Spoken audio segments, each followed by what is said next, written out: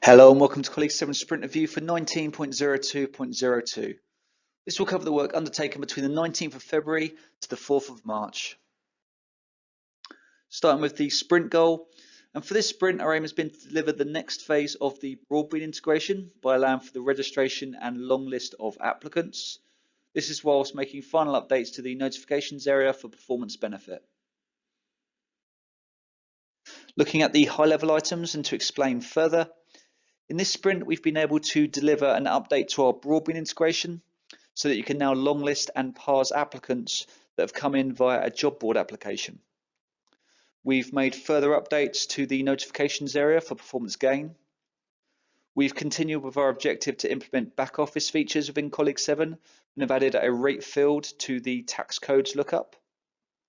We've also added nominal codes as a lookup with associated default fields. Moving on to the search, we've resolved an issue with regards to searching timeouts when apostrophes are used in text criteria searching. We've looked into increasing the number of results which can appear in the search results area. This was initially with a view to offering an option for say 1,000 results or even an all setting, but we've done some control performance testing and come to the conclusion that 250 as a maximum workable addition to data tables will work without buffering or delays within the browser. We've also looked into a docked horizontal scroll bar in search results so that you don't have to scroll to the bottom of a search result to move it horizontally. This has now been delivered.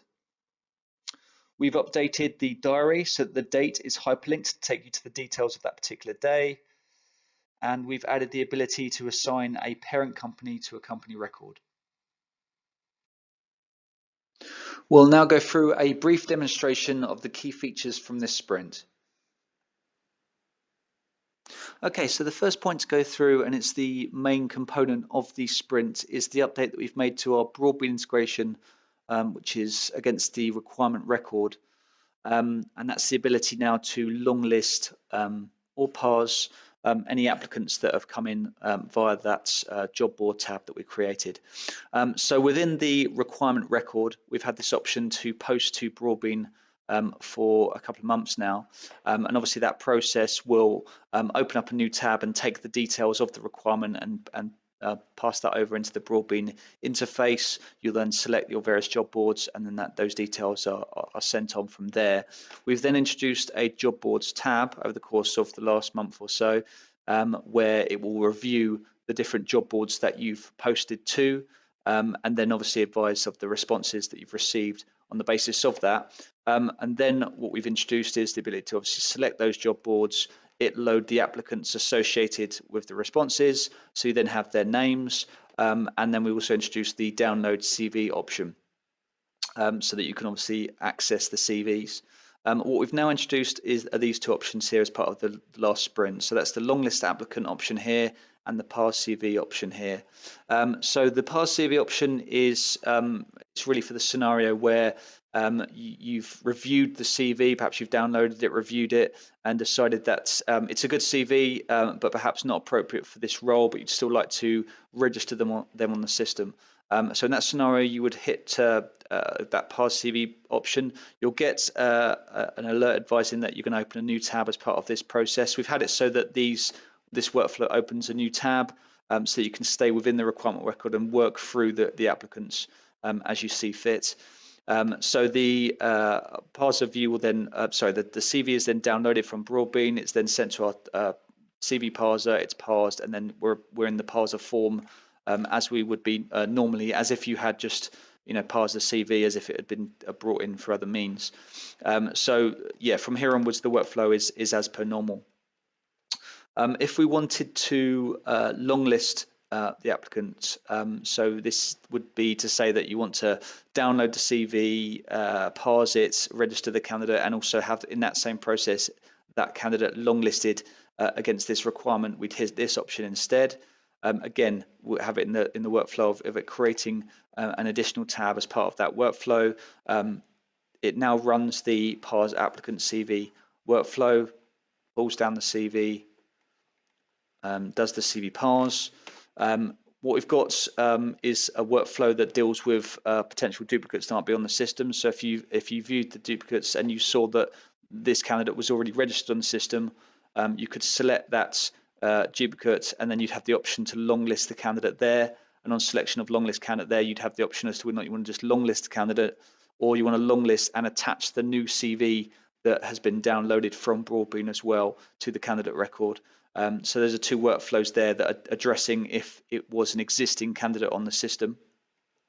But we'll work with it on the basis that it is a new candidate that's come in, and you're looking to register them on the system. So if I just deal with some of the mandatory fields we've got set up on this demo environment, and then what I'll do is I'll hit register there. It's obviously advising of potential duplicates, but we'll hit OK to continue with the register.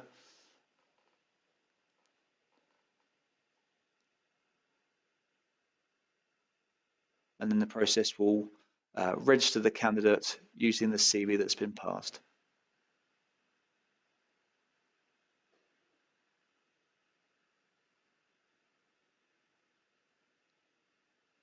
So what you'll have from the created candidate is an alert just to confirm that the candidate has been long listed to that requirement ID, and you'll have a link to the requirement as well in case you've for any reason closed down the original tab. But essentially that's that candidate now both registered on the system and also long listed against that requirement.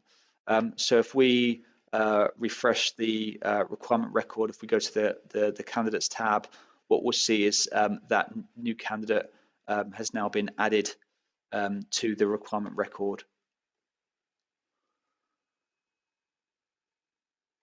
There you can see that there. And then from there onwards, obviously she's long list, new process as normal. So that's the full 360 workflow now in the system, allowing you to post a requirement out to Broadband. Those applicants come back, and obviously they're being workflow to then long list or parse the applicants into the system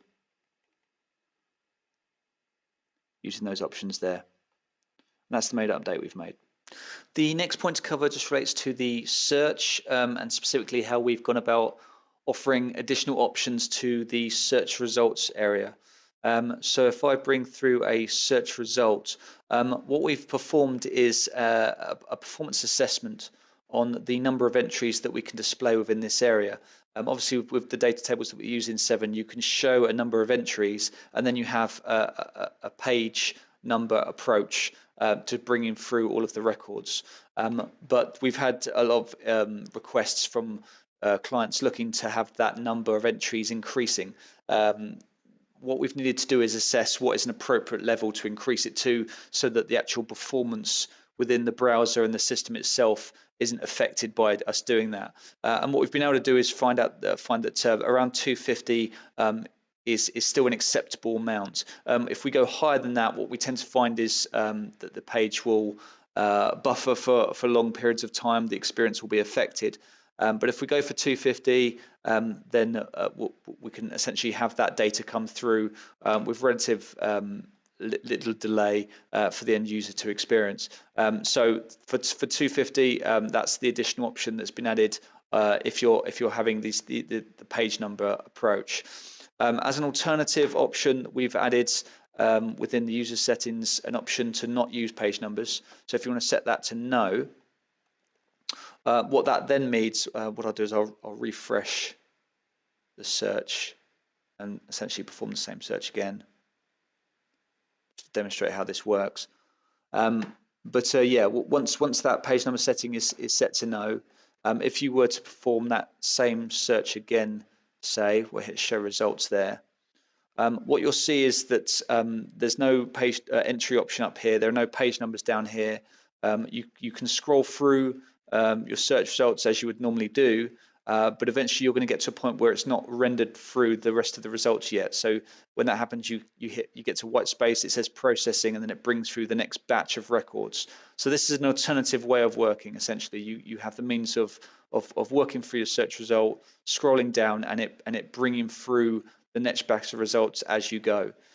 So that option there is available within user settings. You've got use page numbers under the system section there, and you can set that to no, and it will work in this way. Alternatively, you can obviously have it so that you're still using the page numbers setting, yeah, you'll have 250 as your maximum entries option that's available. The other element that we've introduced as well is the docking of the horizontal scroll bar at the base of the screen. So previously the search result would require you to scroll down and then move the horizontal bar at the very bottom of that search result over. What we've now done is we've docked it at the base of the screen. So the search results panel will draw in on your screen based on your screen resolution, based on how many rows you can display. The horizontal scroll bar will obviously be available to you at all times, and then obviously you can scroll through them using the normal option that you have available there for vertical scrolling. But that's the key update that we've made also as part of this sprint.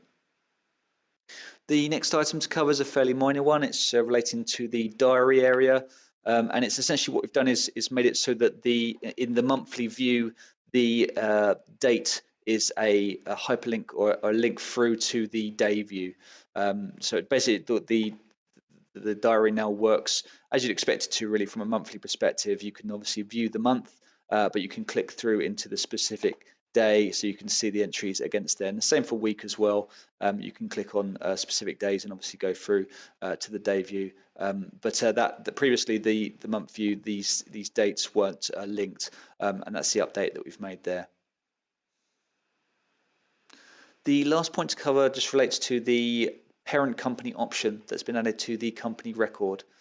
So within a company record in Colleague, on the admin tab, underneath the company name, you have this option for parent company now.